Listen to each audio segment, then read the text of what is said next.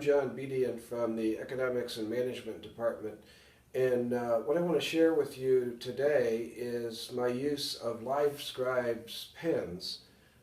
They go by several names. We'll talk about those a little bit later.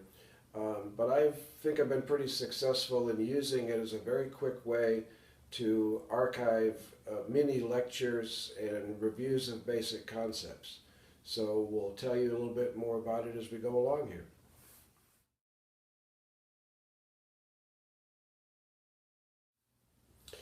The LiveScribe Smart Pen is really easy to use.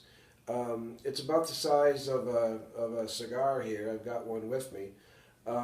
There's a replaceable tip at the end, and you turn it on and hit record on the paper, and there you go. So it's pretty much just like writing. Once it's done, you connect the pen to the desktop or the laptop, wash what you've done through the software, and out comes a nice, neat PDF that can be easily shared.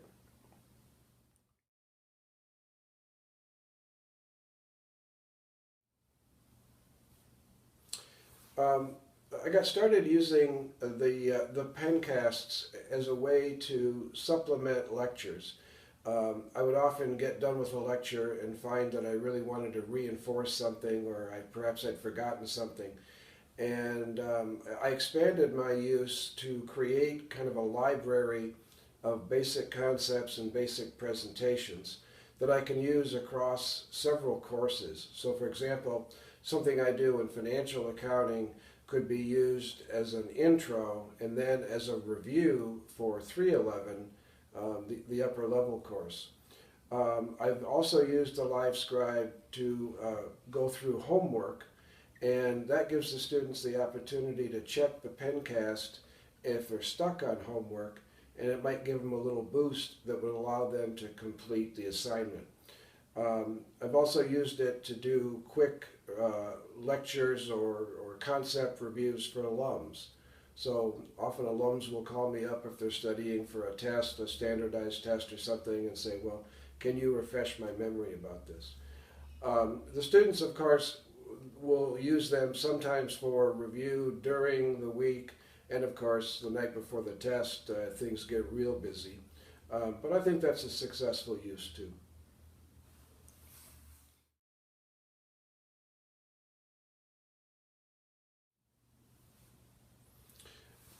The one thing I really like about using the LiveScribe pen is that you can create things very quickly. So what you do is you write with the pen on a special dot paper. You can buy that in notebooks, or you can print it out right from the LiveScribe desktop software on a laser printer. It doesn't work on the inkjets, but works on laser. And so it's just a matter of planning what you want to do, like you would write down any type of notes, and then just simply writing and speaking while you're writing on the paper. The one thing that I did find myself doing was not putting enough emotion or inflection in my voice, so you really have to think about the fact that you're lecturing to people and making eye contact and making your voice change. It makes the pencast more interesting. I try and keep them to 5 minutes, 8 minutes, something like that. Just a quick hitter, and if I break something up into several parts, I think that works very well too. So it's really no more time than writing down your thoughts, plugging the pen into the computer, and I would say in another 5 minutes out comes the PDF.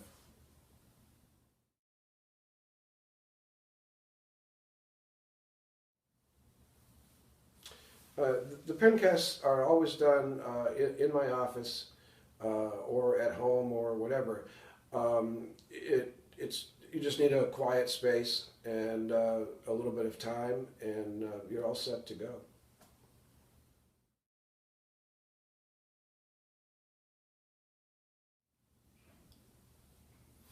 I probably do 2 or 3 a chapter, something like that.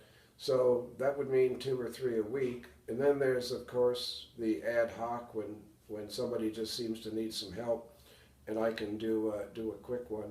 Once I've built up my inventory, concepts, the amount of time that I spend is not very large at all. I would say on a semester by semester basis, probably working on the homework problems would be the only extra expenditure of time.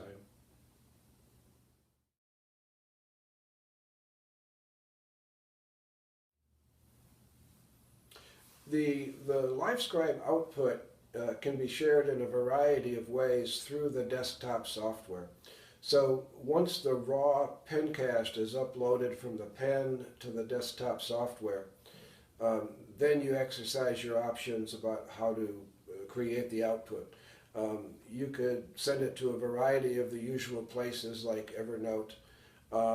I usually just create PDFs because they're so flexible, and then email them to students or put them up on Moodle or put them on Google Drive. I haven't checked in a few months, but there really hasn't been a good way to view the pencasts on a mobile basis. The mobile browsers don't seem to be able to handle it because I believe it's Flash-based. So that was about the only limitation so far in terms of sharing. And I'm sure LiveScribe's working on that.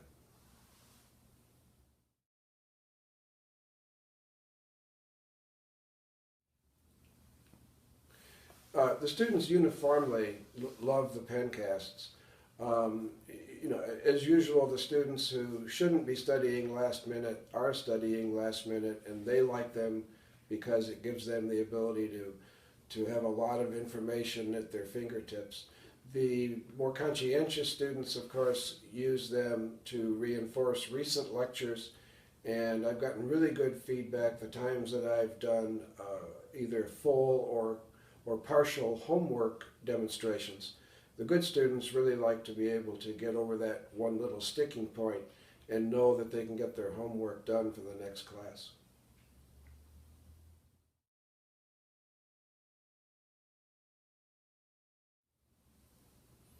I haven't done any formal analysis, but just my ad hoc understanding is that the students really believe that the pencasts have helped them. I think part of it is the repetitiveness, and part of it is my ability to break things up into understandable chunks. I think this generation tends to like those kinds of things. So I think it's been very positive.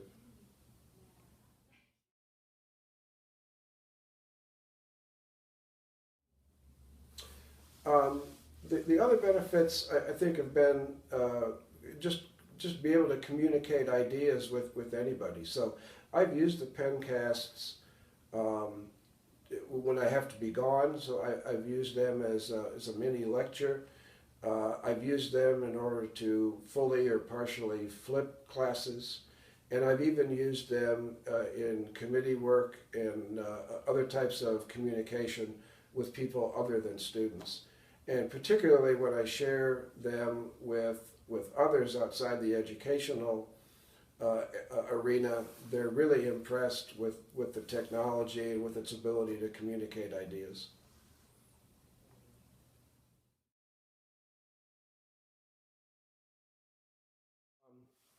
I want to show you the dot paper, and if you can see the bottom of the screen here, the bottom of the page, you'll see some controls. All you need to do with the pen is tap on these in order to activate them. Uh, the the initial use or the advertised use of the pen was for note takers, particularly for students who could write on and take their notes. So I can just say, this is a demonstration. So as you can see, it's just a matter of writing on the paper. Um, Once you've written on the paper and recorded, then all you have to do later is tap on this page, and the recorded audio will come from the pen. So it was designed for students or other people to take notes, capture audio, and then go back over it later. So many of the controls down here at the bottom are for that purpose. Of course, I use it just to record what I am writing or what I'm speaking over my written words, and then to create the PDF output. So all one really has to do is turn the pen on. The pen is very simple. We just have on, off here, and a little bit of a screen. And there's a little bit of audio feedback, some beeps and things, so you know what's going on. So it's really just a matter of tapping on record and then writing and speaking. There's a pause button if you need to collect your thoughts or something like that.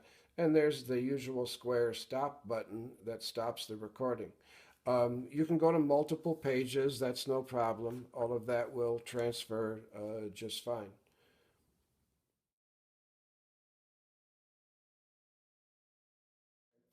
What we've got up here on the screen is just Moodle.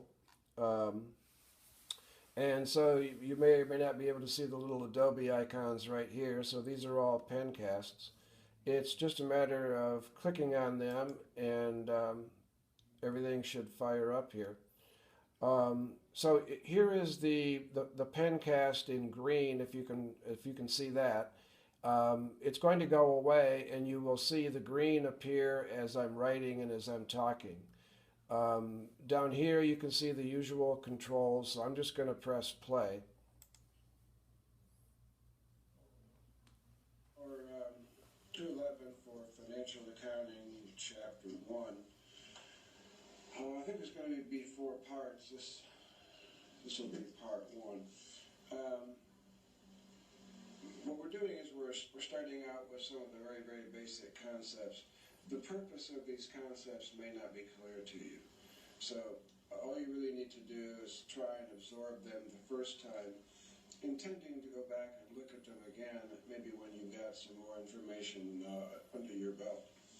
The first thing I want to talk about is some challenges that we face in the accounting profession. We have to make some decisions, and those decisions will affect what we do in the future, and it'll affect the quantity and, most importantly,